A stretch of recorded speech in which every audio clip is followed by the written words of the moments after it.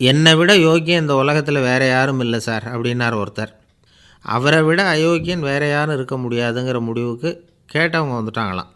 மனுஷனுக்கு இருக்கிற ஒரு மிகப்பெரிய குறையே தன்கிட்ட இருக்கிற குறை அவனுக்கு தெரியாமல் போகிறது தான்.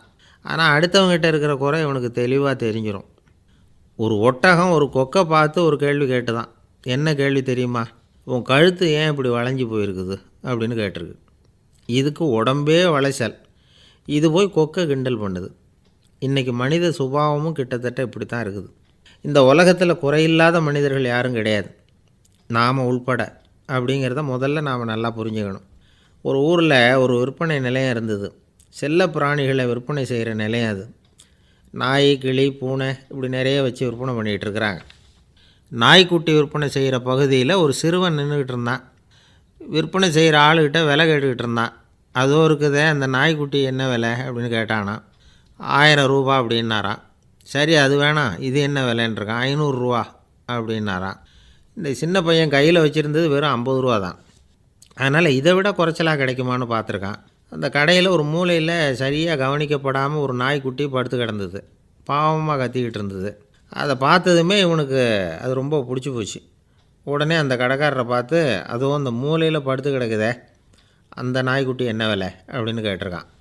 தம்பி, அது ஒரு கால் ஊனம், அதனால் அது உன்னோட குதித்து விளையாடவோ ஓடுறதோ அதால் முடியாத காரியம் அப்படின்ட்டுருக்கார் அவர். அது தெரிஞ்சு தாங்க கேட்குறேன், அதோடய விலை என்ன அதை மட்டும் சொல்லுங்களேன் அப்படின்ட்டுருக்கான். தம்பி, இது கால் ஊனம் உள்ள ஒரு நாய்.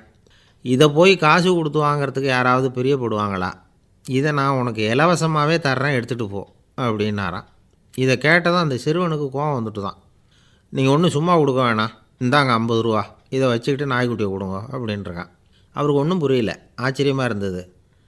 சரின்னு பணத்தை வாங்கிட்டு நாய்க்குட்டியை தூக்கி கொடுத்தார். அந்த சிறுவன் அந்த நாய்க்குட்டியை 2 கையாலையும் வாங்கினா, மார்போடு பிரியமாக சேர்த்து அணைச்சிக்கிட்டான். தெருவில் இறங்கி நடக்கிறான். அப்படி நடக்கும்பொழுது தான் பார்க்குறார், கடைக்காரர் ஆச்சரியமாக அவனை பார்க்குறார். அப்போ தான் அவருக்கு ஒரு விஷயம் புரியுது. அந்த சிறுவன் தெருவில் நாய்க்குட்டியை மார்போடு அணைச்சிக்கிட்டு விந்தி விந்தி நடந்து போய்கிட்டு இருக்கிறான். ஆமாம், அவனுக்கும் ஒரு கால் ஊனம். இந்த நாய்க்குட்டியை யாருமே வாங்க மாட்டாங்கன்னு நினச்சிக்கிட்டு இருந்தார். குறையுள்ள அதுக்கும் ஒரு எஜமானன் கிடச்சிட்டான். அதனால் ஊனம் ஒரு குறை இல்லை அப்படிங்கிற உண்மையை அந்த கடைக்காரர் புரிஞ்சுக்கிட்டாரான். நம்மால் ஒருத்தர் கொஞ்சம் வயசானவர், எழுந்திரிச்சு சரியாக நடக்க முடியாது, சாய்வு நாற்காலியிலேயே எப்பவும் உட்காந்துருப்பார். அவர் தனக்கு துணையாக ஒரு நாயை பக்கத்தில் வச்சுருந்தார். அதுவும் ரொம்ப வயசான ஒரு நாய், எழுந்திரிக்கவே சிரமப்படும், நடக்கவும் முடியாது. அவர் பக்கத்துலேயே இதுவும் சோர்ந்து போய் படுத்து கிடக்கும். அந்த பெரியவரை பார்க்க வந்த ஒருத்தர் கேட்டார், ஏங்க, ஒரு சின்ன பையனை உங்களுக்கு துணையாக வச்சுக்கப்படாதா? இந்த நாயை உங்களுக்கு பாதுகாப்பாக வச்சுருக்கிறீங்களே, உங்களுக்கு ஒரு ஆபத்துன்னா இது எப்படி உங்களுக்கு உதவ முடியும் அப்படின்னார். அப்போ அவர் சொன்னாராம், எனக்கு ஒரு ஆபத்துன்னா அந்த சமயத்தில் இந்த நாய் என்னை தனியாக விட்டுட்டு ஓடி போயிடாமல் இருக்கணும்ல, அதுக்காக தான் இதை நான் வச்சுருக்கிறேன் அப்படின்னாராம். ஒரு தந்தை தன்னோட பிள்ளைய ரொம்ப தைரியசாலியாக வளர்க்கணும்னு ஆசைப்பட்டார். அதுக்காக அவனை கூப்பிட்டு உட்கார வச்சு இப்படி உபதேசம் பண்ணார். இதை பாருப்பா, நான் உன்னாட்டம் இருக்கிறப்போலாம் எதுக்கும் பயப்பட மாட்டேன், ரொம்ப துணிச்சலாக இருப்பேன். ஒரு நாள் ஒரு அப்பாவி எலியை ஒரு பூனை துரத்திட்டு ஓடிச்சு. நான் உடனே என்ன செஞ்சேன் தெரியுமா? அந்த பூனையை பிடிச்சேன், அது வாலில் ஒரு பட்டாசு சரத்தை கட்டினேன், கொளுத்தி விட்டேன், படபடன்னு வெடிக்க ஆரம்பிச்சுட்டுது. அது துள்ளிக்கிட்டு அங்கேயும் இங்கேயும் ஓடி இருக்கு பாரு ஓட்டம், ரொம்ப தமாஷு அப்படின்னார் அப்பா. இப்படி சொல்லிவிட்டு பையனை பார்த்து, இதை கேட்குறதுக்கு உனக்கும் துணிச்சல் வருதா?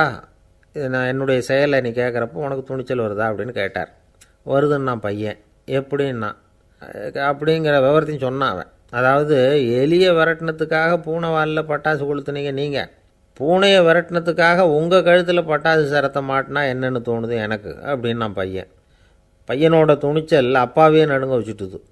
அது சரி, ஒரு அப்பா பிள்ளைக்கு இப்படியா உபதேசம் பண்ணுறது? எல்லாருக்கிட்டையும் அன்பாக பழகிறது எப்படி அப்படின்னு சொல்லி கொடுக்கணும். பிஞ்சு உள்ளங்களில் நஞ்சை தூவலாமா? ஒரு நாள் விநாயகர் ஒரு பூனையோடு விளையாடிக்கிட்டு இருந்தாராம். அப்படி ஆசையாக விளையாடிக்கிட்டு இருந்தப்போ அவரோட கை நகம் தவறுதெல்லாம் பூனையோட முகத்தில் பட்டுவிட்டு தான். அது ஒரு சின்ன கீறலை உண்டாகி விட்டுது. அப்போ அவர் அதை ஒரு பெருசாக நினைக்கல. கொஞ்ச நேரத்துக்கு அப்புறம் விநாயகர் வீட்டுக்கு வந்தார். அவங்க அம்மா பார்வதி தேவியை பார்த்தார். பார்வதி தேவி கன்னத்தில் விரலால் கீறினது மாதிரி ஒரு அடையாளம் இருந்தது. விநாயகருக்கு அதிர்ச்சி, ஆச்சரியம். நம்ம அம்மா இந்த உலகத்துக்கே தாயார், அப்பேற்பட்ட அவங்க முகத்திலேயே கீறலை உண்டாக்கக்கூடியவங்க யாராக இருக்க முடியும் அப்படின்னு யோசனை பண்ணார். தாயே, உன்னுடைய கன்னத்தில் இந்த வடு எப்படிம்மா ஏற்பட்டதுன்னு கேட்டார். குழந்தாய், இது நீ செஞ்ச காரியம்தான்ப்பா, உன்னுடைய கை நகம் கீறினதுனால ஏற்பட்ட வடு தான் இது அப்படின்னாங்க அவங்க. விநாயகர் திடுக்கிட்டு போட்டார். எப்படிம்மா அது? நான் எந்த காலத்துலேயும் ஒன்று அப்படி கீறினதாக எனக்கு நினைவு இல்லையே அப்படின்னார். இன்றைக்கி காலையில் ஒரு பூனையை கீறினதை நீ மறந்துட்டியா அப்படின்னாங்க அந்த அம்மா. விநாயகர் திகைச்சு போய் நின்னார். பார்வதி தேவி சொன்னாங்க, இதை பாருப்பா, இந்த உலகத்தில் இருக்கக்கூடிய எல்லா உயிர்கள்லேயும் நான் இருக்கிறேன். நான் தான் இந்த உலகமாக ஆகியிருக்கிறேன். ஆகையினால நீ யாரை துன்புறுத்தினாலும் அது உண்மையிலேயே என்ன துன்புறுத்தினதாக தான் வந்து முடியும் அப்படின்னாங்க. விநாயகர் மனசுக்குள்ளே ஒரு வெளிச்சம் ஏற்பட்டு தான். அதுக்கப்புறம் அவர் யாரையுமே கல்யாணம் பண்ணிக்காததுக்கு அதுதான் காரணமாக. இந்த உலகத்தில் எல்லாரையும், இங்கே இருக்கிற எல்லாத்தையும் தாயின் வடிவமாக அவர் பார்க்க ஆரம்பிச்சிட்டாராம். குருதேவர் ராமகிருஷ்ணர் இந்த கதையை எடுத்து சொல்லியிருக்கிறார். நபிகள் நாயகம் ஒரு தடவை ஒரு நாற்காலியில் உட்காந்து என்னமோ யோசனை பண்ணிகிட்டு இருந்திருக்கிறார். அப்போ அவரோட உடையில் ஒரு கீழ்ப்பகுதி தரையில் படிஞ்சு கிடந்திருக்குது. அங்கே விளையாடிக்கிட்டு இருந்த ஒரு பூனை அது மேலே வந்து படுத்து தூங்கி போச்சு. தொழுகை செய்ய வேண்டிய நேரம் வந்துட்டது. நபிகள் நாயகம் எழுந்திருக்க பார்த்தார். அப்போ தான் பூனை தன்னோட உடை மேலே படுத்து தூங்கிட்டு இருக்கிறது கண்ணில் படுது. பூனையோட தூக்கத்தை கலைக்க விரும்பல அவர். தன்னுடைய சகோதரியை கூப்பிட்டார். ஒரு கத்திரிக்கோல் எடுத்துகிட்டு வர சொன்னார். பூனை படுத்திருந்த உடைப்பகுதி மட்டும் இருக்குல்ல, அதை மட்டும் அதோட கத்திரிச்சு விட்டுட்டு அதுக்கப்புறம் அவர் எழுந்திரிச்சு தொழுகைக்கு போனாராம். அதாவது பிற உயிர்கள்கிட்ட எப்படி அன்பு காட்டணுங்கிறத பெரியவங்க எவ்வளவோ விதத்தில் நமக்கு எடுத்து காட்டியிருக்கிறாங்க. இருந்தாலும் எத்தனை பேர் மனசில் அதெல்லாம் உரைச்சிருக்குது. நாமளும் நம்ம ட்ரெஸ்ஸு மேலே ஒரு பூனை படுத்திருந்தா ஒரு கத்திரிக்கோலை தான் தேடுவோம், எடுத்துக்கிட்டு வர சொல்லுவோம். துணியை வெட்டுறதுக்கு பதிலாக இல்லை அதோட வாழை வெட்டினா என்ன அப்படின்னு தோணும். ஒரு ஆள் ரொம்ப பிரியமாக ஒரு பூனையை ஆற்றுல குளிப்பாட்டிக்கிட்டு இருந்தானா. எப்படி? அந்த பூனையை ஆற்று தண்ணியில் அமுக்கி அமுக்கி குளிப்பாட்டிக்கிட்டு இருக்கிறான். அந்த வழியாக போன பெரியவர் ஒருத்தர் இதை பார்த்தார். இதை பார்ப்பா, பூனையை அது மாதிரி ஆற்று தண்ணியில் அமுக்கி குளிப்பாட்டாத, மூச்சு திணறி செத்து போடும் அப்படின்னு அட்வைஸ் பண்ணார். நீ போய் அவன் வேலையை பார்த்துக்கிட்டு, எனக்கு எல்லாம் தெரியும்னா இவன். சரின்னு அவர் போயிட்டார். கொஞ்ச நேரம் கழித்து அவரே அந்த வழியாக திரும்பி வந்துக்கிட்டு இருந்தார். ஆற்றுல பூனையை குளிப்பாட்டிக்கிட்டு இருந்தவன் அழுதுகிட்டு உட்காந்துருக்கிறான். பக்கத்தில் அந்த பூனை செத்து கிடக்குது. இதை பார்த்தார் பெரியவர். நான் தான் அப்போவே சொன்னேனே அந்த பூனையை ஆற்றுல நினைக்காதேன்னு, அதை கேட்டிருந்தா அப்படி ஆயிருக்குமா அப்படின்னார். அந்த ஆள் கோபமாக இவரை முறைச்சி பார்த்தான். அட போய்யா, இந்த பூனை ஆற்றுல குளித்ததுனால ஒன்றும் செத்து போகல, குளித்ததுக்கப்புறம் அதோட உடம்பு ஈரமாக இருக்குதுன்னு அதை புழிஞ்சேன், அதனால தான் அப்படி ஆயிட்டுது அப்படின்னு நானா. ஒரு ஆள் அசையாமல் கிடக்கிறார். அவர் இருக்காரா போயிட்டாராங்கிறத எப்படி முடிவு பண்ணுறோம்? அவர் மூக்குக்கு முன்னாடி புறங்கையை வச்சு பார்க்குறோம், மூச்சு வருதா இல்லையா அப்படிங்கிறத கண்டுபிடிக்கிறதுக்காக. மூச்சுங்கிறது அவ்வளவு முக்கியமான ஒரு விஷயம். சுவாசம் இல்லைன்னா எதுவுமே இல்லை. நம்ம பூமி இருக்க அது கூட சுவாசிக்குதுங்கிறத சோவியத் விஞ்ஞானிகள் கண்டுபிடிச்சிருக்கிறாங்க. பூமிக்கு மேலே இருக்கிற மண் அடுக்கில் காற்றில் உள்ள ஆக்சிஜன் ஆக்சிகரணம் அடையுது அப்படின்னு தான் இதுவரைக்கும் எல்லோரும் நம்பிக்கிட்டு இருந்தாங்க. ஆனால் இப்போ என்ன கண்டுபிடிச்சிருக்கிறாங்கன்னா, அந்த ஆக்சிஜன் பூமிக்குள்ளே 1 கிலோமீட்டர் ஆழம் வரைக்கும் ஊடுருவி போகுதான். பூமிக்குள்ளே 2 பக்கமும் பல கிலோமீட்டர் வரைக்கும் பரவுதான். பூமிக்குள்ளே இருக்கிற நீர்நிலை அடுக்குகள் தான் நுரையீரல் செய்கிற வேலையை செய்யுதான். நம்ம உடம்புல நுரையீரல் இல்லைன்னா ஒன்றும் நடக்காது. ஒரு மரத்தை தலைகீழாக தொங்க போட்டால் எப்படி இருக்கும்? அப்படி யோசிச்சு பாருங்கள். அப்படி தான் இதுவும், நுரையீரலும் அப்படி தான் இருக்கும். வலது பக்கம் ஒன்று, இடது பக்கம் ஒன்று. வலது பக்கம் நுரையீரல் கொஞ்சம் பெருசாக இருக்கும், நுட்பமான நரம்பு குழாய்கள் அதில் இருக்கும். கோடிக்கணக்கான நுண்ணிய குழாய்களை வச்சுக்கிட்டு தான் அது வேலை செய்யுது. 25 கோடி குழாய்கள் இருக்கும். அதை அப்படியே முழுசாக பிரித்து பரப்புனா ஒரு டென்னிஸ் கோர்ட்டில் பாதி பரப்பளவு இருக்குமா. நுரையீரல் நிறம் கருஞ்சிவப்பு தான். புகை அதிகமாக உள்ளே போச்சுன்னா அது கருப்பாயிடுது. காற்றுல உள்ள பிராணவாயுவை இது இழுத்து எடுத்துக்கிட்டு ரத்தத்தை சுத்தப்படுத்துகிற முக்கியமான வேலையை இது செய்யுது. அசுத்த காற்றை வெளியில் அனுப்பி வச்சுருது. ஒருத்தர் வேகமாக ஓடி வரார், அவருக்கு மூச்சு இறைக்கும். பயங்கரமாக எதையாவது பார்த்து விடுறார், உடனே மூர்ச்சை ஆகிடுவார். இது மாதிரி சமயங்களில் வேறு எந்த தூண்டுதலும் இல்லாமல் நுரையீரல் தானாகவே இயங்கும்.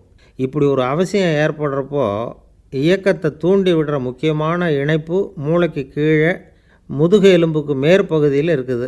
அது உடனே சுவாசத்துக்கு அவசர உதவியை கொடுக்குது. இப்போ ஒருத்தர் பேசாமல் உட்காந்துருக்கார். இந்த சமயத்தில் அவருக்கு 1 பங்கு காற்று தேவைப்படுதுன்னு வச்சுக்கோங்க. அவர் எழுந்திரிச்சு நடக்கும் பொழுது 1.5 மடங்கு தேவைப்படும். ஓடினார்னா 3 மடங்கு தேவைப்படும். படுத்திருக்கிறப்ப அரை மடங்கு தான் தேவைப்படும். இதுக்கு நிமிஷத்துக்கு 16 தடவை மூச்சு விட்டாகணும். இப்படி சாதாரணமாக உள்ளே இழுக்கிற காற்று கொஞ்சம்தான் இருந்தாலும் இது மாதிரி 8 மடங்கு காற்றை உள்ளே இழுத்து வச்சுக்கிற சாமர்த்தியம் நுரையீரலுக்கு இருக்குதான். தண்ணி, நுண்கிருமிகள், ரசாயன பொருள் இப்படி எது உள்ளே போனாலும் நுரையீரல் சமாளிச்சுக்கும். 30 வருஷமாக விடாத புகை பிடிக்கிறவர் தொடர்ந்து உள்ளே அனுப்பி வைக்கிற புகையை கூட சமாளிக்குதுன்னா பார்த்துங்களேன். உள்ளே போகிற புகை நுட்பமான சுவாச முடிச்சுகளை அழிச்சுடுது. கறி புகை அது மேலே படிஞ்சு உபயோகம் இல்லாமல் பண்ணிவிடுது. ஆனாலும் தேவைக்கு அதிகமாக 8 மடங்கு கூடுதலாக சுவாச முடிச்சுகள் நம்ம உடம்புக்குள்ளே இருக்கிறதுனால சமாளிக்க முடியுது. சமாளிக்க முடியலன்னா சில சமயம் மூச்சு திணறும். அதை ஒரு எச்சரிக்கையாக எடுத்துக்கிட்டு புகை பிடிக்கிற பழக்கத்தை விட்டுடணும். அதுதான் நல்லது. ஆனால் அப்படி யார் விடுறது? இணை பிரியாத 2 நண்பர்கள் இருந்தாங்களாம். 2 பேரும் விடாமல் சிகரெட்டு குடிக்கிறவங்க. அதில் ஒருத்தன் செத்து போட்டான். இன்னொருத்தன் அதுக்கப்புறம் 2 சிகரெட்டாக குடிக்க ஆரம்பித்தானான். ஏன் இப்படி பண்ணுறேன்னு கேட்டிருக்காங்க. நான் ஒரு சிகரெட்டு தான் குடிக்கிறேன், செத்து போன என்னுடைய ஃப்ரெண்டு இருக்கானே செத்து போனவன், அவனுக்காக இன்னொரு சிகரெட்டு குடிக்கிறேன் அப்படின்னு நானா. இது ரொம்ப ஆபத்து, விட்டுடு அப்படின்னு சொல்லியிருக்காங்க. சரின்னு ஒத்துக்கிட்டான். ஆனால் அதுக்கப்புறமும் ஒரு சிகரெட் வீதமாக குடிச்சிக்கிட்டே இருந்தான். சிகரெட்டு பழக்கத்தை நீ இன்னும் விடலையான்னு கேட்டாங்களாம். அந்த பழக்கத்தை நான் எப்போவோ விட்டுட்டேன், இப்போ நான் குடிக்கிறது என் ஃப்ரெண்டுக்காக அப்படின்னு நானா. இவங்கெல்லாம் எப்படி திருந்துறது? உலகத்தில் எது எதுக்கோ ஆராய்ச்சி கூடங்கள் இருக்குதுல்ல, அது மாதிரி தூக்கத்தை பற்றி ஆராய்ச்சி பண்ணுறதுக்கு ஒரு ஆராய்ச்சி கூடம் இருக்குது. அப்படி ஆராய்ச்சி பண்ணணும்னா அதுக்கு மூழ்கிக்கிட்டு இருக்கணும்ல. அதனால தான் அந்த ஆராய்ச்சி கூடம் இங்கே இல்லை.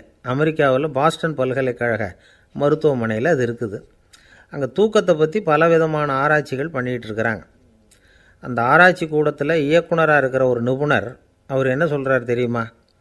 உங்களுக்கு தூக்கம் வரலையா, நீங்கள் நல்லா தூங்கிறதுக்கு தாராளமாக சில யோசனைகளை என்னால் சொல்ல முடியும் அப்படிங்கிறார். யோசனை தானே, காசா பணமாக கேட்டு வச்சுக்கலாமே. உணவு, மனநிலை, தூங்கும் இடத்தோட சூழ்நிலை, படுக்கைக்கு செல்கிறப்போ உள்ள பழக்க வழக்கங்கள், இது காரணமாக ஒருத்தருக்கு தூக்கம் வராமல் போகலாம்.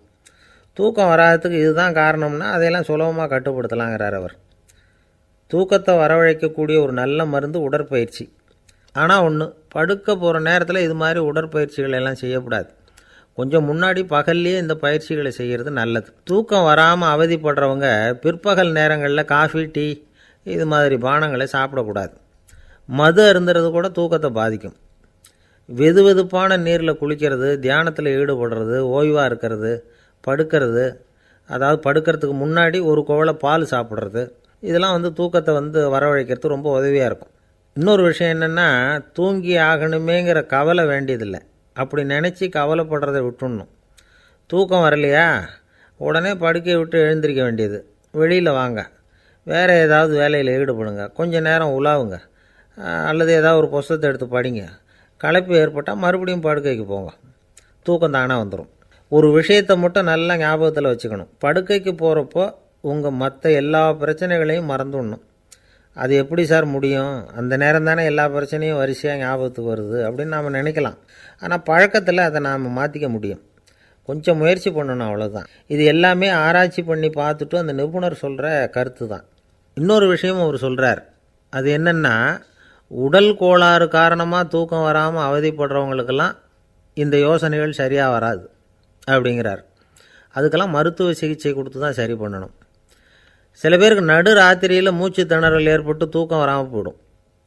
ஊரெல்லாம் தூங்குறப்போ தான் மட்டும் தூங்காமல் மூழ்கிட்டு இருக்கிறது, ஊரெல்லாம் மூழ்கிட்டு இருக்கிறப்போ தான் மட்டும் தூங்குறது, இது மாதிரி கோளாறுகளால் சில பேர் பாதிக்கப்படலாம்.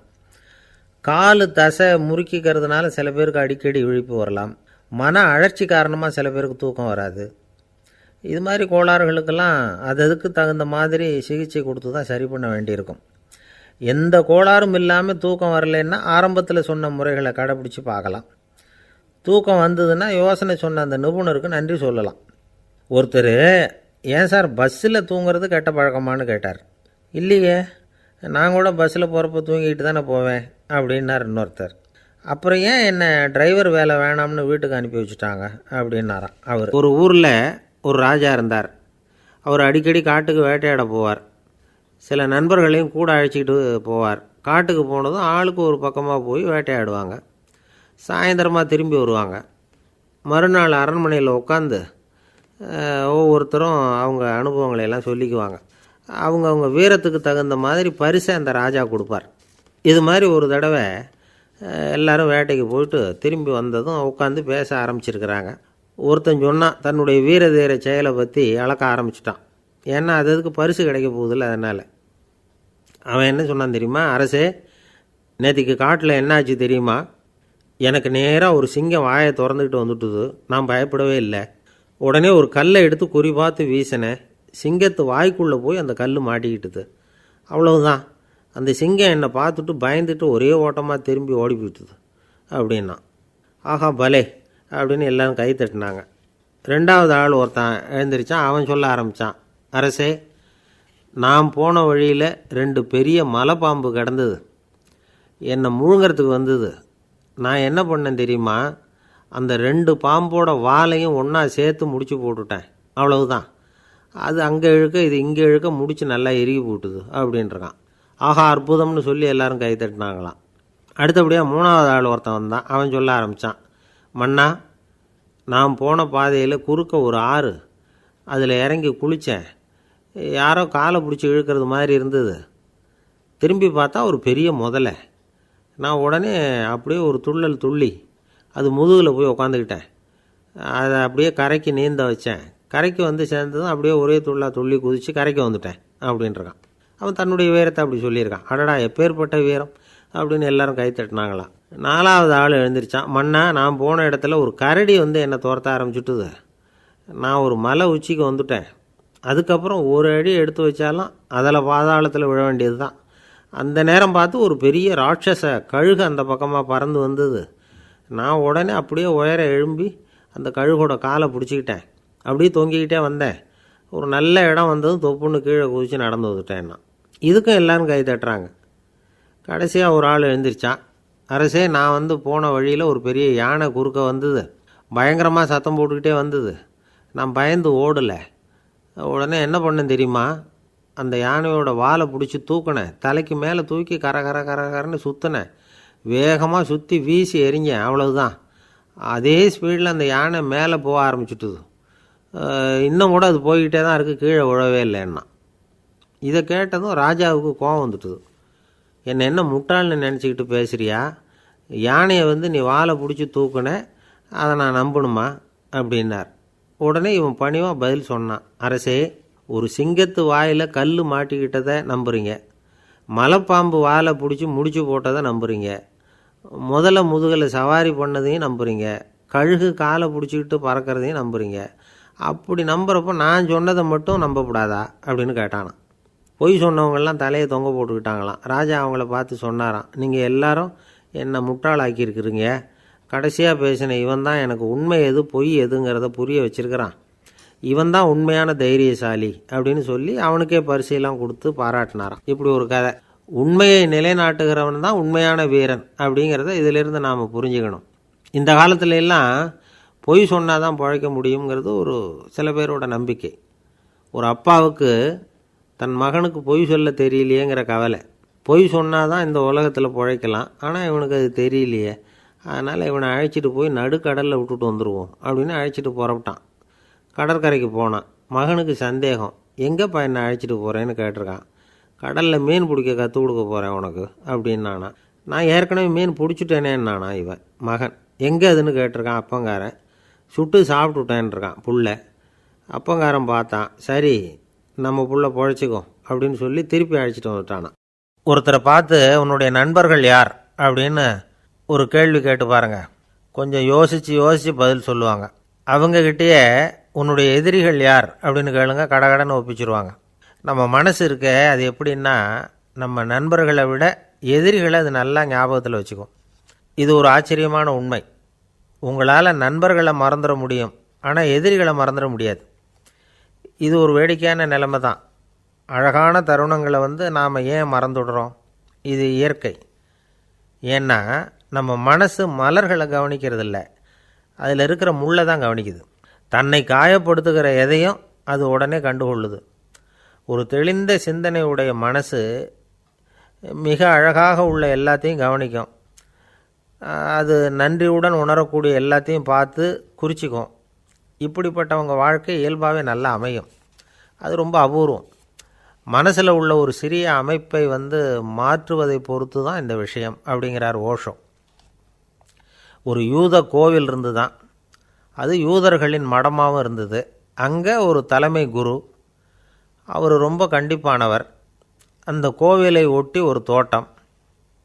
ஒரு நாள் காலையில் அந்த தோட்டத்தில் 2 இளம் யூதர்கள் நடந்து போய்கிட்டு இருக்கிறாங்க. காலையில் 1 மணி நேரம், மாலையில் 1 மணி நேரம் அவங்க அந்த தோட்டத்தில் நடக்கிறதுக்கு அனுமதி உண்டு. மற்ற நேரங்களில் அவங்க மத புத்தகங்களை படிக்கணும், பிற விதிமுறைகளை கடைபிடிக்கணும். அந்த 2 பேருமே தொடர்ந்து புகைப்பிடிக்கிற பழக்கம் உள்ளவங்க. ஆனால் கோவில் மடத்தில் இருக்கிறப்போ அவங்க புகைப்பிடிக்க முடியாது, அது கடுமையான குற்றம். சரி, நாம் தோட்டத்தில் இருக்கிறப்போவாவது புகைப்பிடிக்கலாமா அப்படின்னு ஒரு ஆசை அவங்க 2 பேருக்குமே. இருந்தாலும் பயம். இப்படி கேட்டால் மதகுரு என்ன சொல்லுவாரோ அல்லது என்ன செய்வாரோங்கிற பயம். இப்படியே கொஞ்ச நாள் ஆச்சு. ஒரு நாள் அந்த 2 பேரில் ஒருத்தன் ரொம்ப கலங்கி போய் அந்த கோவிலிருந்து வெளியில் வந்துக்கிட்டு இருந்தான். வந்தவன் நேராக தோட்டத்து பக்கம் போனான். அங்கே இன்னொருத்தன் ஆனந்தமாக புகை பிடிச்சிக்கிட்டு இருக்கிறான். அதை பார்த்து தான் இவனுக்கு அதிர்ச்சி. அட கடவுளே, என்ன இது, நீ கேட்காமலே ஆரம்பிச்சிட்டியா அப்படின்னா. இல்லை இல்லை, நான் கேட்டுவிட்டு தான் ஆரம்பிச்சிருக்கேன்னா அவன்.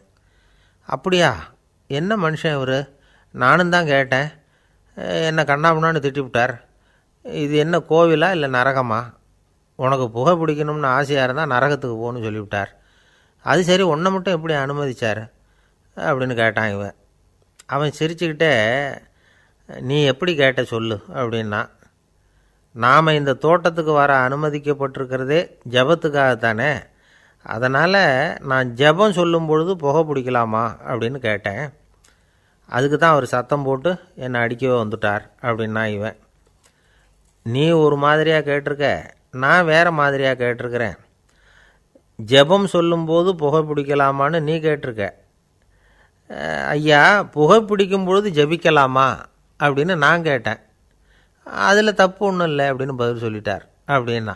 ஒரு சிறிய மாற்றம்தான் அது மிகப்பெரிய மாறுதலை ஏற்படுத்தி விட்டது. மனசு நல்ல விதமாக சிந்திக்க ஆரம்பிச்சுட்டுதுன்னா மகிழ்ச்சிக்கு பஞ்சம் இல்லை. ஒரு கஞ்சன் ஆற்றுல விழுந்துட்டான். வெள்ளத்தில் தத்தளிச்சிக்கிட்டு இருக்கிறான். கரையில் நின்ன ஒருத்தர், உன் கையை கொண்டா இப்படி பிடிச்சி இழுத்து கரையில் சேர்த்து விட்றேன்னார். எதையும் கொடுத்து பழக்கம் இல்லாத அவன் கையையும் கொடுக்க மாட்டேன்னுட்டான். இவர் பார்த்தார், உன் கையை கொடுன்னு சொல்கிறதுக்கு பதிலாக நான் என் கையை கொடுக்குறேன் பிடிச்சிக்கோ அப்படின்னார். அவன் கப்புன்னு பிடிச்சிக்கிட்டான், இழுத்து கரையில் போட்டார். ஒரு தடவை நாரதர் ஒரு தெரு வழியாக போய்கிட்டு இருந்தார். வழியில் ஒருத்தர் வேத சாஸ்திரம்லாம் படிச்சுக்கிட்டு உட்காந்துருந்தார். அவர் நாரதரை பார்த்து, எங்கே போயிட்டுருக்குறீங்கன்னு கேட்டார். கடவுளை பார்த்துட்டு வரலாம்னு போயிட்டுருக்கிறேன் அப்படின்னார் நாரதர். அப்படின்னா அவர்கிட்ட, எனக்கு எப்போ முக்தி கிடைக்கும்னு கேட்டுட்டு வாங்களேன் அப்படின்னார் இவர். சரி, கேட்டு வரேன் அப்படின்னு சொல்லிவிட்டு நாரதர் நடந்தார். கொஞ்சம் தூரத்தில் ஒரு மரத்தடியில் ஒரு தொழிலாளி செருப்பு தைச்சிக்கிட்டு உட்காந்துருந்தார். அந்த ஆளும் அதே மாதிரி கேட்டுக்கிட்டார். எனக்கு எப்போ முக்தி கிடைக்கும்னு கடவுள்கிட்ட கேட்டுக்கிட்டு வாங்களேன்னார். அவர்கிட்டையும் சரின்னு சொல்லிவிட்டு நாரதர் நேராக வைகுண்டத்துக்கு வந்து சேர்ந்தார். கடவுளை பார்த்தார். இவங்க 2 பேரும் சொல்லி அனுப்பின விஷயத்தை பற்றி கேட்டார். அதுக்கு கடவுள் சொன்னார், அந்த செருப்பு தைக்கிற தொழிலாளி உடல் நீத்ததும் உடனே என்னை வந்து அடைவான். ஆனால் அந்த சாஸ்திரம் படித்த ஆள் இப்போதைக்கு என்கிட்ட வந்து சேர மாட்டான். அவன் இன்னமும் பல பிறவிகள் எடுத்து அங்கேயே இருக்க வேண்டியிருக்குது. எப்போ இங்கே வந்து சேருவான்னு எனக்கே தெரியாது அப்படின்னார். நாரதருக்கு இதோட ரகசியம் என்னங்கிறது புரியல. எனக்கு ஒன்றும் புரியலையேன்னாரான் கடவுள்கிட்ட. சீக்கிரம் புரிஞ்சுக்குவேன், நீ திரும்பி போகிறப்போ நான் இங்கே வைகுண்டத்தில் என்ன செஞ்சுக்கிட்டு இருக்கேன்னு கேட்டால், ஒரு ஊசியின் துவாரத்தில் ஒரு யானையை கோத்துக்கிட்டு இருக்கிறேன்னு அவங்கக்கிட்ட சொல்லு அப்படின்னார் கடவுள் சிரிச்சுக்கிட்டே. நாரதர் பூமிக்கு திரும்பினார். கடவுளை பார்த்தீங்களா, எப்படி இருக்கார் அப்படின்னு விசாரித்தார் வேத சாஸ்திரம் படித்தவர். ஓ பகவானா, அவர் யானையை ஊசியின் காதில் நுழைச்சிக்கிட்டு இருக்கிறார் பார்த்தேன்னார் நாரதர். ஊசி காதில் யானையா, அது எப்படி முடியும்? நீங்கள் சொல்கிறத நான் நம்ப மாட்டேன்னு விட்டார் அவர்.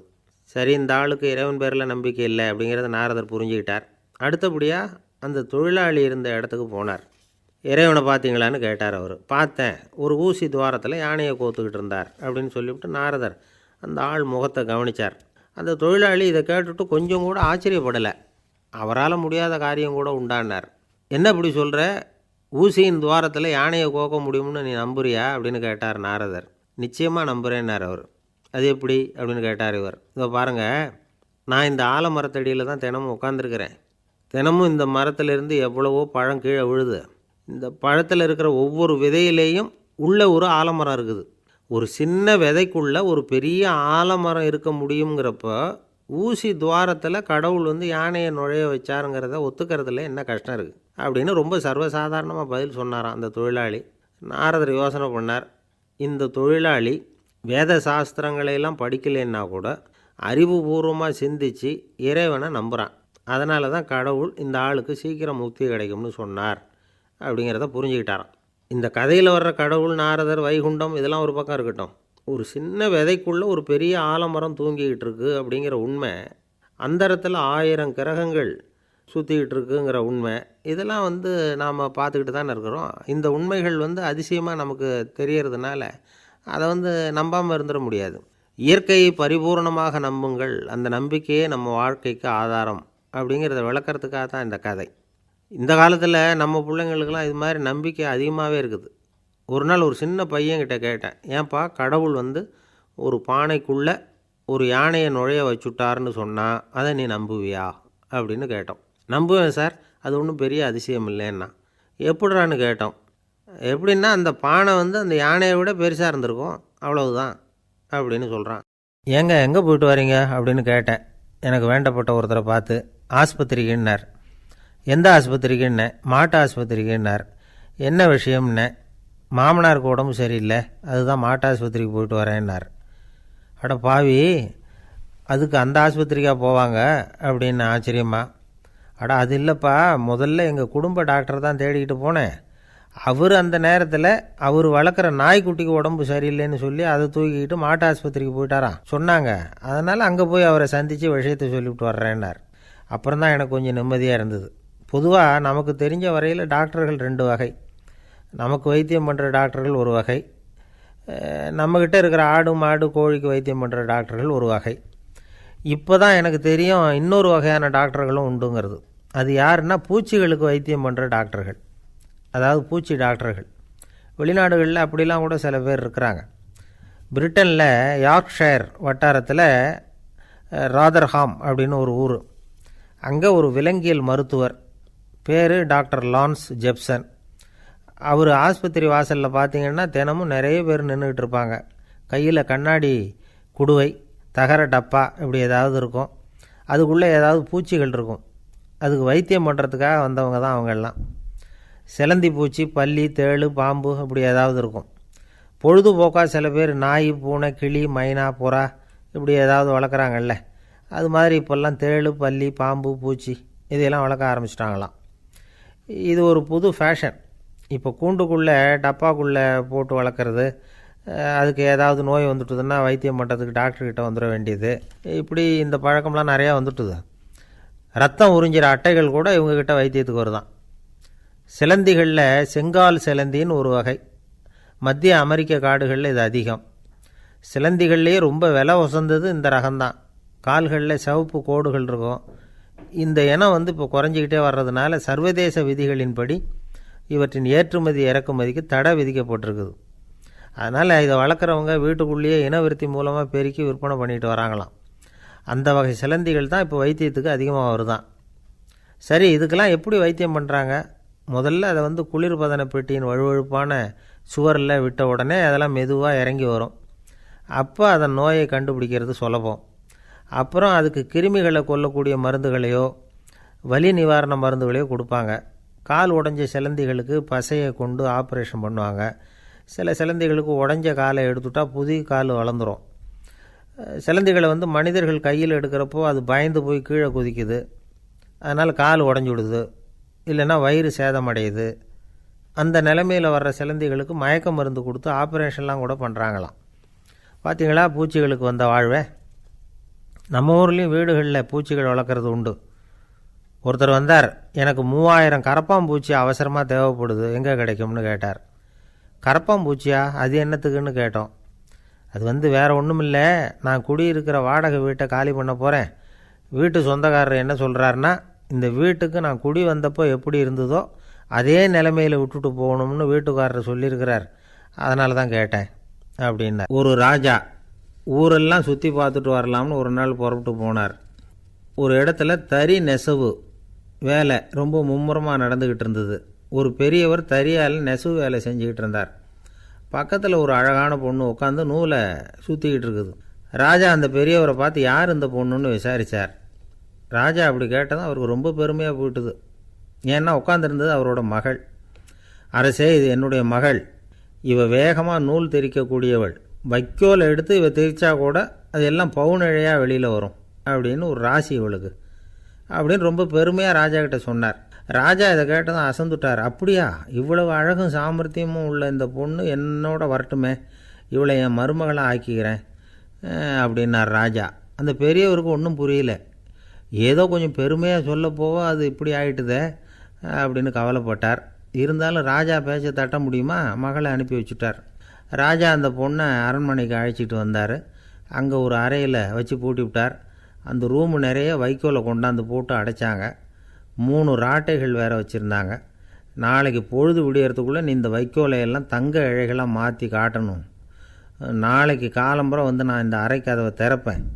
உன் தகப்பன் சொன்னது மாதிரி எல்லாம் தங்கமாக மாறி இருக்கணும், இல்லைன்னா நீ உயிர் தப்ப முடியாது அப்படின்னு உத்தரவு போட்டார். பாவம் அந்த பொண்ணு என்ன பண்ணும், பகல் பூரா அழுதுகிட்டே உட்காந்துருக்குது. ராத்திரி பூராவும் தூக்கம் வரல. மறுநாள் அதிகாலை நேரத்தில் யாரோ கதவை தட்டுற சத்தம் கேட்டுது. பயந்துக்கிட்டே கதவை திறக்கிறா. திறந்து பார்த்தா வெளியில் 3 அவலட்சணமான பெண்கள். ஒருத்திக்கு வந்து கால் அகலமாக முறை மாதிரி இருக்குது, இன்னொருத்திக்கு கட்டை விரல் கரண்டி மாதிரி பெருசாக இருக்குது, 3ஆவது பொண்ணுக்கு உதடு தடித்து ரப்பர் மாதிரி தொங்கிக்கிட்டு இருக்கு. யார் நீங்கள், உங்களுக்கு என்ன வேணும் அப்படின்னு கேட்குது இந்த பொண்ணு. நாங்கள் உங்களுக்கு உதவி செய்கிறதுக்கு தான் வந்திருக்கிறோம் அப்படின்னு சொல்லி உள்ளே வந்தாங்க. உட்காந்தாங்க. கொஞ்ச நேரத்துக்குள்ளே உள்ளே இருந்த வைக்கோலையெல்லாம் தங்க இழைகளாக மாற்றி கொடுத்துட்டு போயிட்டாங்க. காலையில் ராஜா வந்தார், பார்த்தார். ஆகா பேஷுனார். இன்னும் கொஞ்சம் வைக்கோலை கொண்டாந்து அந்த ரூமில் போட சொன்னார். இந்த வைக்கோலையும் இன்றைக்கி தங்கமாக மாற்றிவிடு, நாளைக்கு மறுநாள் உனக்கும் இளவரசனுக்கும் கல்யாணம்னு சொல்லிவிட்டார். இன்றைக்கி ராத்திரி அந்த 3 பொண்ணுங்களும் வந்தாங்க. வைக்கோலை பொண்ணு இழைகளாக மாற்றினாங்க, புறப்பட்டாங்க. இந்த பொண்ணு அவங்க காலில் விழுந்து வணங்கினா. என் உசுரை காப்பாற்றினீங்க, உங்களுக்கு நான் என்ன கைமாறு செய்ய போகிறேன் அப்படின்னா. பயப்படாத, நீ விரும்பினா எங்களுக்கு ஒரு உதவி செய்யலாம். உன்னுடைய கல்யாணத்துக்கு நாங்கள் 3 பேரும் வரோம். நீ எங்களை வந்து வரவேற்று ராஜாக்கிட்டேயும் இளவரசர்கிட்டையும் நாங்கள் உன்னோட பெரியப்பா பொண்ணுங்கன்னு சொல்லி அறிமுகப்படுத்தி வை, நாங்கள் விருந்து சாப்பிட்டுட்டு போயிடுறோம் அப்படின்னாங்க. ரொம்பவும் சந்தோஷமாக சரின்னு ஒத்துக்கிட்டா. கல்யாண நாள் வந்தது. கல்யாணம் ரொம்ப கோலாகலமாக நடந்துக்கிட்டு இருக்கு. எல்லா தேசத்து ராஜா ராணிகளும் வந்துக்கிட்டு இருக்கிறாங்க. அந்த 3 அவலட்சணமான பொண்ணுங்களும் வந்து சேர்ந்தாங்க. யார் இவங்கன்னு கேட்டார் ராஜா. என் பெரியப்பா பொண்ணுங்க அப்படின்னா அந்த பொண்ணு. காலும் உதடும் கட்டை விரலும் ஏன் இப்படி உங்களுக்கு அவலட்சணம் ஆயிட்டுது அப்படின்னு கேட்டார். அதுக்கு அந்த பொண்ணுங்க பதில் சொன்னாங்க. என்ன செய்கிறது, ஓயாமல் வைக்கோலை நூற்று ஒருத்தியோட கட்டை விரல் அப்படி கரண்டி மாதிரி ஆயிட்டுது. நாக்கில் தொட்டு தொட்டு திரிச்சதுனால ஒருத்தியோட உதடு அப்படி ஆயிட்டுது. காலால் கட்டையை அழுத்தி அழுத்தி தறி போட்டதுனால இன்னொருத்தையோட கால் அப்படி ஆயிட்டுது. உங்கள் மருமகளாக வந்திருக்கிற இந்த பொண்ணு அந்த 3ஐயுமே செய்ய தெரிஞ்சவ தான். என்ன ஆக போதும் இன்னும் கொஞ்ச நாளில் அப்படின்னாங்க. அவ்வளவுதான். ராஜா பயந்துட்டார். அம்மா, இன்னையிலேருந்து நீ இளவரசனின் மனைவி. நீ எப்பவும் அழகாக இருக்கணும். அதனால் நீ இனிமேல் வைக்கோலை திரிக்கவே கூடாது அப்படின்னு உத்தரவு போட்டார். அவளை இக்கட்டான சூழ்நிலையிலேருந்து காப்பாற்றின அந்த 3 பொண்ணுங்களும் சந்தோஷமாக திரும்பி போயிட்டாங்களாம். சுவாமி சின்மயானந்தர் இந்த கதையை சொல்லியிருக்கிறார். தன்னலம் மறந்து சுயலாபத்தை தியாகம் செய்கிறது வைக்கோல்லேருந்து தங்க இழையை நூக்கிறது மாதிரி அப்படிங்கிறார் அவர். அது இருக்கட்டும், இப்போ நம்ம கதைக்கு வருவோம். ஒரு ராஜா தன்னோட மகனுக்கு சுயவரம் நடத்தினார். எல்லா தேசத்திலிருந்தும் ராஜகுமாரர்கள் வந்திருந்தாங்க. ராஜகுமாரியை கல்யாணம் பண்ணிக்கலாம்ங்கிற ஆசையில் சுயம்பர மண்டபத்திலேருந்து எல்லா ராஜகுமாரர்களும் அலறி அடிச்சுக்கிட்டு வெளியில் ஓடி வந்துக்கிட்டு இருக்கிறாங்களாம். ஏன் இப்படி எல்லாரும் மிரண்டு போய் ஓடி வர்றாங்கன்னு கேட்டார் ஒருத்தர். அதுக்கு இன்னொருத்தர் விவரம் சொன்னார். ராஜகுமாரியை இன்றைக்கி தான் அவங்க நேரில் பார்த்தாங்களாம், அதுதான் அப்படி ஓடி வந்துக்கிட்டு இருக்கிறாங்க அப்படின்னார். ஒரு ஆள் ராமகிருஷ்ணரை தேடி வந்தான். அவன் கையில் 1000 பொற்காசுகள் வச்சுருந்தான். அதை அவர்கிட்ட கொடுத்து இதை ஏற்றுக்கணும் அப்படின்னு ரொம்ப பணிவாக கேட்டுக்கிட்டான். அவர் பார்த்தார். இது எனக்கு தேவையில்லை, ஆனாலும் உன்னுடைய மனசை புண்படுத்துறதுக்கு நான் விரும்பலை, அதனால் நீ கொடுக்குறத வாங்கிக்கிறேன்னார். வாங்கிக்கிட்டார். அப்புறம் கேட்டார், இதை பாரு, இனிமேல் இதெல்லாம் என்னுடைய இது தானே அப்படின்னார்.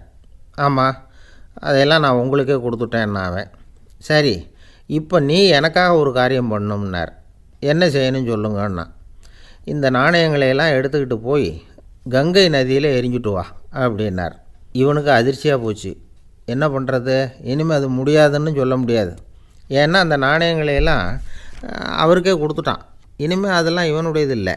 பேசாமல் அவ்வளவையும் அள்ளிக்கிட்டு ஆத்தங்கரைக்கு போனான். போனவன் ரொம்ப நேரம் திரும்பியே வரல. ராமகிருஷ்ணருக்கு சந்தேகம். என்ன ஆச்சு அந்த மனுஷனுக்கு? காசுகளோடு அந்த கங்கையில் குதிச்சுட்டானா? போகும்பொழுதே ஒரு மாதிரியாக தான் போனான். போய் என்னன்னு பார்த்துட்டு வாங்க அப்படின்னார்.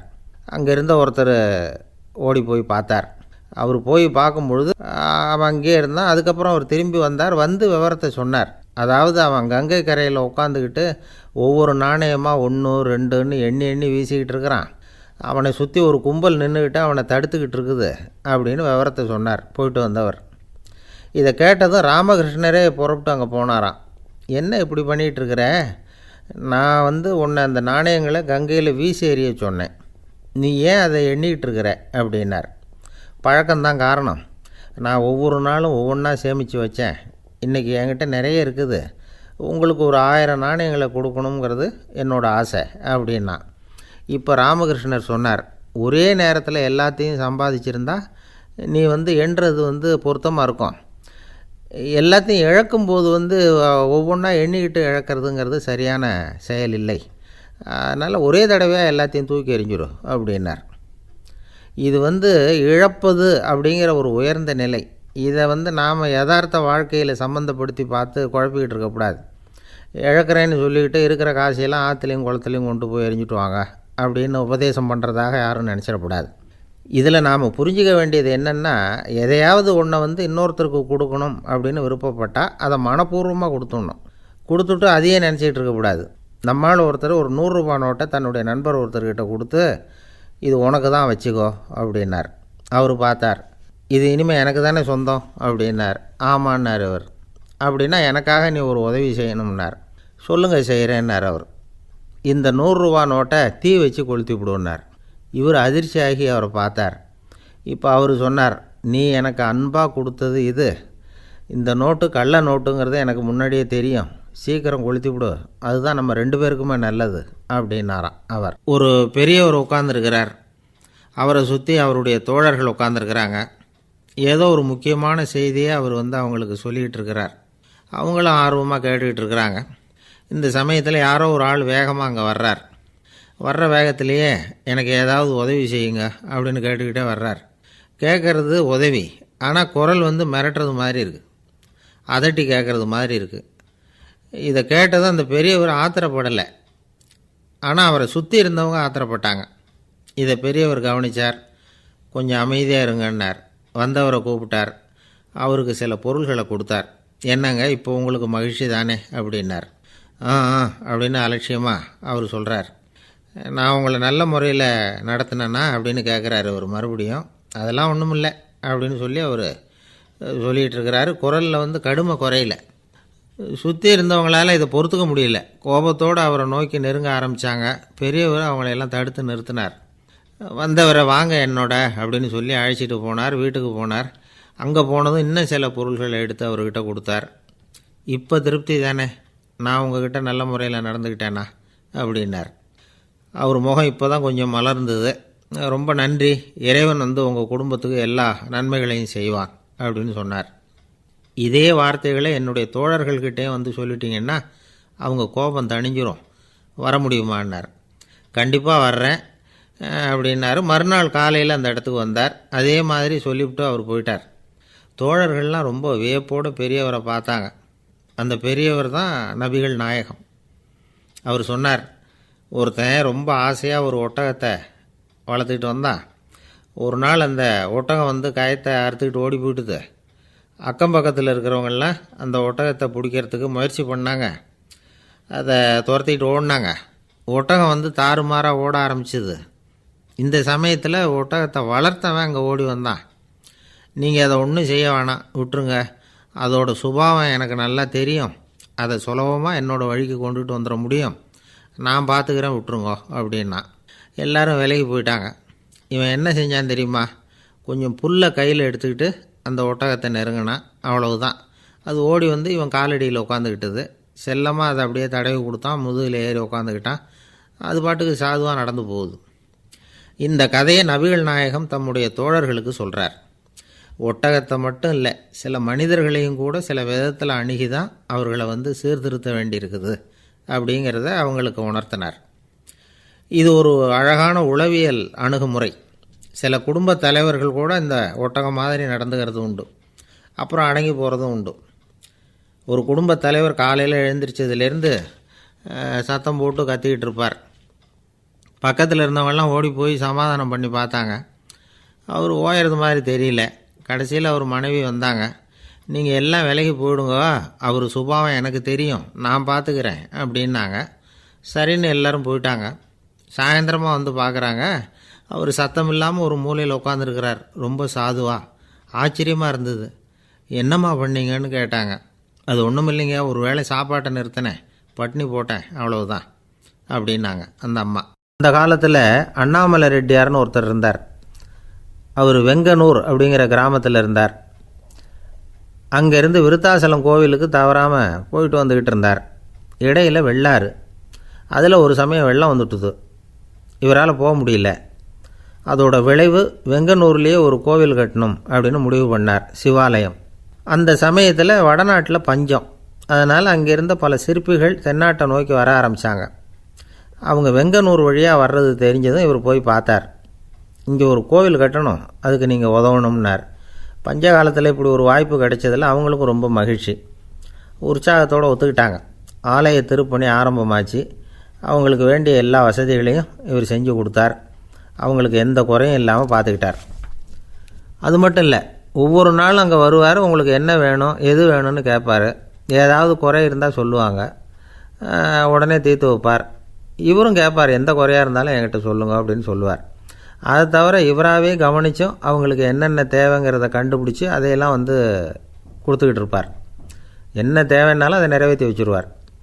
அந்த சிற்பிகளின் தலைவன் ஒருத்தன், அந்த ஆளுக்கு வெத்தலை பாக்கு போடுறது பழக்கம். இதை தெரிஞ்சுக்கிட்டு அதுக்காகவே ஒரு ஆளை வந்து ஏற்பாடு பண்ணார். வேணுங்கிறப்போலாம் நீ வந்து வெத்தலை சீவல் மடித்து கொடுக்க வேண்டியது உன் வேலை அப்படின்னு ஒருத்தனை ஏற்பாடு பண்ணிட்டார். இப்படியெல்லாம் செஞ்சதும் அவங்களுக்கும் ரொம்ப உற்சாகம். ரொம்ப பொறுப்பாக சிற்ப வேலைகளை செஞ்சுக்கிட்டு இருக்கிறாங்க. ஒரு நாள் என்னாச்சு தெரியுமா, அந்த சிற்பிகளின் தலைவன் ரொம்ப நுணுக்கமாக ஒரு வேலையை செஞ்சுக்கிட்டு இருக்கிறான். சாரம் போட்டு அது மேலே படுத்துக்கிட்டு அண்ணாந்து பார்த்து உச்சியில் நுணுக்கமான சிற்பங்களை உருவாக்கிக்கிட்டு இருக்கான். சிற்பியின் கவனம் செதறப்படாதுங்கிறதுனால இவர் மெதுவாக சத்தம் போடாமல் கிட்ட போய் நின்று அதை கவனிச்சிக்கிட்டு இருக்கிறார். அந்த சிற்பி வழக்கம் போல் வெத்தலை பாக்குக்காக இடது கையை கீழே நீட்டினான். அந்த சமயம் பார்த்து அவருக்கு தாம்பூலம் கொடுக்குறவன் அங்கே இல்லை, எங்கேயோ போயிருக்கிறான். அண்ணாமலை ரெட்டியார் என்ன பண்ணார் தெரியுமா, தனக்காக கொடுக்கப்பட்ட தாம்பூலத்தை வாங்கி சிற்பியின் கையில் கொடுக்குறார். அவன் வாங்கி போட்டுக்கிட்டான். இது என்ன இன்றைக்கி வெத்தலை சீவல் வேறு மாதிரி இருக்குது, வாசனை தாம்பூலமாக இருக்குது அப்படின்னு யோசனை பண்ணிவிட்டு கீழே திரும்பி பார்க்குறார். பார்த்தா ரெட்டியார் மறுபடியும் சிற்பி கை நீட்டும் பொழுது கொடுக்கறதுக்காக தாம்பூலத்தை மடித்து வாங்கி வச்சுக்கிட்டு தயாராக நிற்கிறார். சிற்பிக்கு அதிர்ச்சி. உடனே பொத்துன்னு கீழே குதிச்சான். ஐயா, என்ன இது நீங்களா அப்படின்னா. இவர் சொன்னார், நான் ஒன்றும் தப்பு பண்ணலையே, உன்னுடைய கை புண்ணியம் செஞ்ச கை, கோயில் கட்டுற கை, அந்த கைக்கு தாம்பூலம் கொடுக்கறதுல என்ன தப்பு அப்படின்னாராம். ஏற்கனவே பஞ்சத்தில் அடிபட்டு வந்த எங்களை நீங்கள் ஆதரித்ததே பெரிய விஷயம். இந்த செயல் வந்து என்னை ஒரு பெரிய கடனாளி ஆக்கிவிட்டுது. ஐயா, எங்களுக்கு உணவு உடை இதை மட்டும் நீங்கள் கொடுத்தா போதும், ஊதியம்னு எதுவும் வாங்க மாட்டோம் அப்படின்னு நானும். அந்த சிற்பி எவ்வளவோ வற்புறுத்தியும் எதுவும் வாங்கிக்கலையாம். இந்த செய்தியை தமிழ் தாத்தா டாக்டர் ஊவேசா சொல்லியிருக்கிறார். அந்த காலத்தில் எப்படிப்பட்டவங்கள்லாம் வாழ்ந்துருக்கிறாங்க பாருங்கள். இந்த காலத்தில் ஒருத்தர் கோவில் கட்டினார், வேலை செய்கிற எல்லாருக்கும் சாப்பாடு போடுவார்.